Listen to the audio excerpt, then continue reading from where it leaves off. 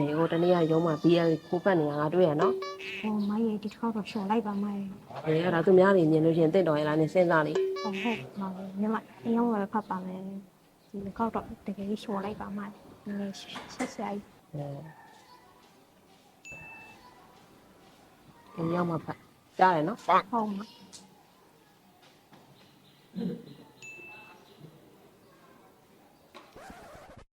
ကျွန်တော်တို့ဒီအစာအိုးကလေ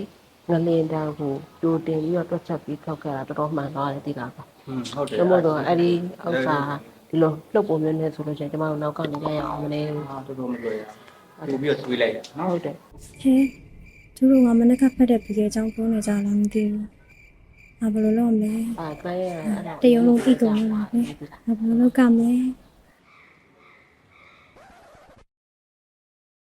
ကိုစောညပွဲရှိသေးလား ညပွဲ ကြည့်ပြီလား အာကြည့်တော့ဟောညပွဲဟိုကနဲ့ချက်စီနဲ့မှန်ရောညီလေးချင်းနေ ပါဘောမပါပါ အဲဒီပြုတ်မှတင်တော့ကုန်သွားတယ်ပြုတ်မှတင်တော့ပါတယ် ဟာဘက်ကနေအောင်ကျေးလောင်းလိုက်တာဆောင်ဝင်လေးပါလက်သွားတယ်ကိုရောချင်းနေလို့ရှိတယ် အဲ့လိုရှုံးတာပေါ့အာတော့လည်းဘာတူလဲကိုလိုပဲတူတူပဲချက်စီရတယ်ဟိုကနဲ့အေဗာတန်နဲ့ပွဲရလဲတူတူ ဟုတ်လို့လားရှောက်မနေနဲ့နော်ဘေးရမတိုက်ခိုင်းပါဘူး အတူတူပဲရှုံးတာပဲအာတူ ဘေးရောကဆောင်ဝင်လေးတော့ပါ အေးအဲ့လိုပြောတာ ဟာ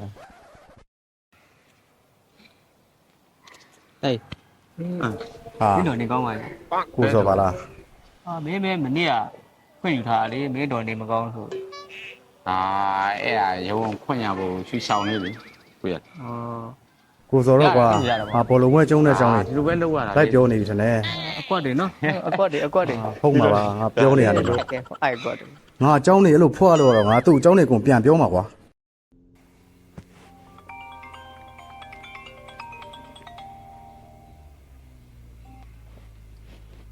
ဟယ်လိုပြောအေးငါအခုရွာမဆိုင်ကပြန်လာတာနောက်နိုင်ခွက်လောက်ဆိုရောက်မယ်အေးရုံးမှာစောင့်နေလားနော်အေးဒါပဲနော်ရုံးမှာတွေ့မယ် ဟုတ်ဆရာတခုလောက်ပြောချင်လို့ပါဆရာ တိတ်ပါပြောမှာပြော အခါကဆိုင်ကတာဝန်ခံနဲ့ပတ်သက်ပြီးနဲ့သတင်းတွေထွက်နေလို့ပါဆရာ အေး ဟုတ်တယ်ဆရာအကျဉ်းလည်းတောက်ဟန်ဆိုင်ကတောင်းကြတဲ့တင်ကြားနေတာကြားပါပြီဟုတ်တော့ဒီမဟုတ်တော့ဒီတကယ်စားတယ်ဝင်စစ်ဖို့လိုအပ်နေပါပြီ ဘာသတင်းတွေကြားတာလဲ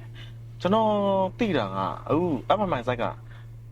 မြေပြင်မှာဆိုရင်ကျွန်တော်တို့ broadcast တွေကတော့တူတက်တယ်အပြင် app တော့မှာလေဘာတွေဖြစ်လို့လဲ ဟုတ်တယ်ဆရာနှုတ်ဆိုရင်တော့မပြောပါဘူးကိုက HIV ရဲ့ပုံရိပ်ကိုထိခိုက်လာပါရှိလာမှာကိုပြောတာ Oh no ကဲအဲ့ဒါဆိုရင်တော့ကျွန်တော်ရုံးချုံမမောင်းနဲ့တော့အေးချမ်းရတယ်အမှန်မှန်ဆိုင်ကိုပဲဒါတလက်စားတဲ့မောင်းလိုက်တော့ဟုတ်ကဲ okay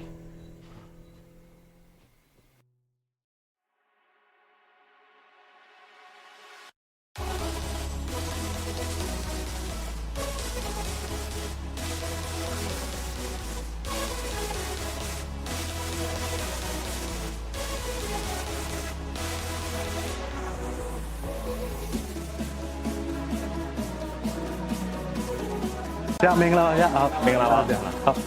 ဘယ်လိုလဲပြီးပြီလား ဟုတ်ပြီးတော့မှဆရာစိုက်ကလေးနည်းနည်းလောက်ပဲကြာပါဗျာဟုတ် ဒီလာထဲမှာငါတို့ Ryan ကိုအမှန်နော်မင်းသိတယ်နော် ဟုတ်ကဲ့သိပါတယ်ဗျာဆရာဟုတ်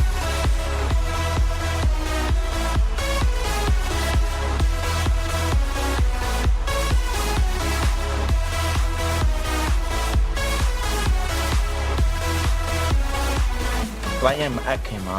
တန်ရှင်းရေးမပေကြအောင်မင်းဘက်ကသာဆောင်ရွက်ကပါ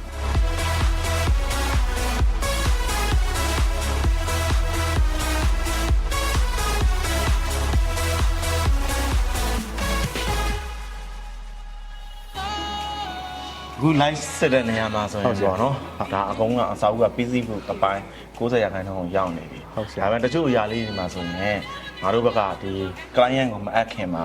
ဟိုပြတင်းပေါက်တွေကအစဒါဆေးပိုင်းတွေကအစဒီကြလိုက်ကြည့်မယ်ဟုတ်တာ ဟ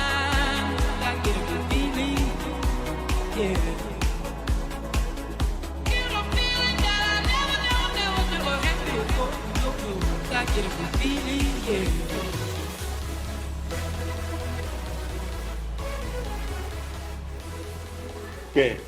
မီတင်လေးစားမယ်အခုနော် site တော့ရောက်ပြီးတော့ဟို live ပြီးတော့ပထမတက်ကရင်တတိယထပ်ကို live ဆက်လိုက်တဲ့အချိန်မှာတော့ဟို site အားလုံးကအကုန်လုံး busy နေပြီ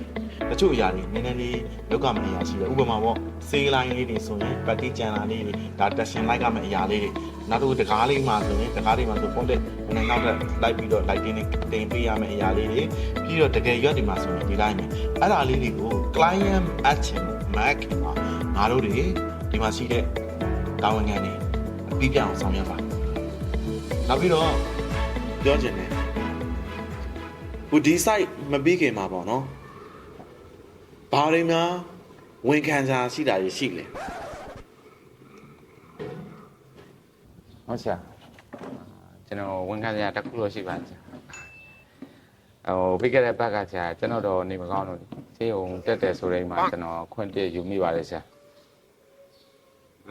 တကယ်တမ်းကျွန်တော်တော့ဆုံးတာကြပါပြီ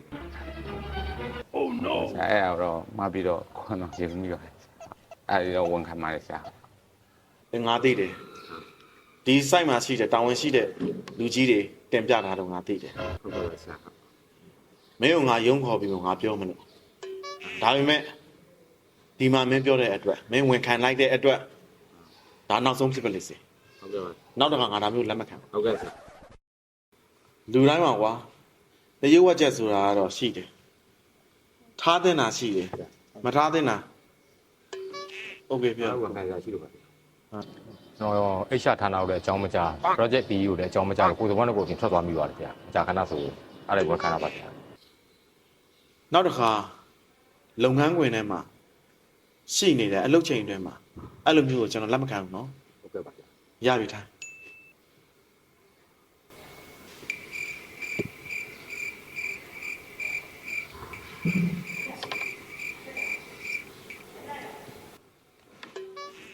ကျွန်တော်လည်းဝန်ခံစရာရှိပါဟမ်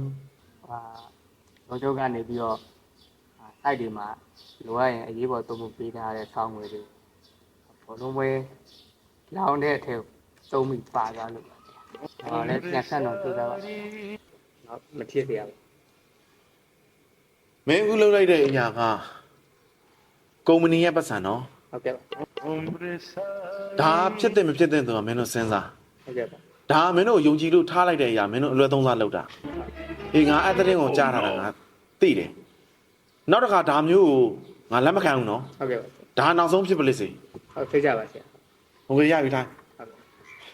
ဆရာသမီးလည်းဝန်ခံစရာရှိပါတယ်ဆရာဟဲ့ပြော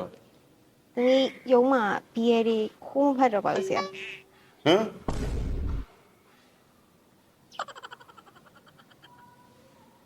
အလုပ်ကိုအလုံးနဲ့တူအောင်လုပ်နော်ဟုတ်ကဲ့ရပြီလားဆရာကျွန်တော်လည်းဝန်ခံကြရရှိပါတယ်အဲ့ပြောလောင်ကစားလေးနည်းနည်းသုံးမိလို့ဘောလုံးလေးရှုံးလာတယ်ဆရာတို့ယုံကြည်လို့ပေးထားတဲ့ဆောင်းငွေလေးကိုကျွန်တော်လွယ်တုံးကသုံးမိသလိုဖြစ်သွားရဆရာကျွန်တော်လည်းနောင်နာတွေတော်တော်ရတယ်အေးမင်းတဲ့ကိုငါကြားတာကြာပြီဟုတ်ကဲ့ငါအားမှုပဲဒီလိုလာတာဟုတ်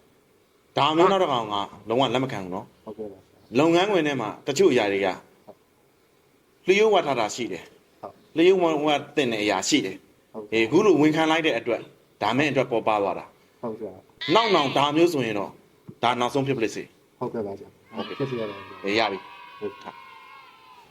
ဆရာ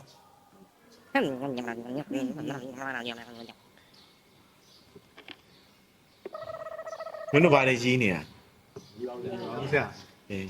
ငါမှလည်းလျှို့ဝှက်ချက်ဆိုတာရှိတယ်ဒါပေမဲ့ငါရေမချိုးတာမဟုတ်ရာသီဥတုအခြေအနေကြောင့်အေးရောက်ရင်ငါရဲ့ရေချိုးမှာမင်းတို့အေးနေတဲ့အတွက်အဲ့ဒါမို့ငါရေမချိုးတာအိမ်ပြန်ရောက်ရင်ရေချိုးမှာဟော no